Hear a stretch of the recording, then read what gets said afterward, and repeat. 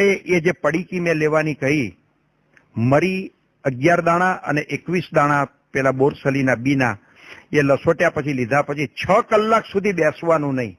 આ મોટામાં મોટી ચરી. તમે ઊભા રહી શકો, હરી ફરી શકો, બધું જ કરી શકો. અને કલાકે એક મોસંબી અથવા તો વધારે મોસંબી તમારે ચૂસવાની, પણ ફોલીને નહીં, ચપ્પાથી કાપીને.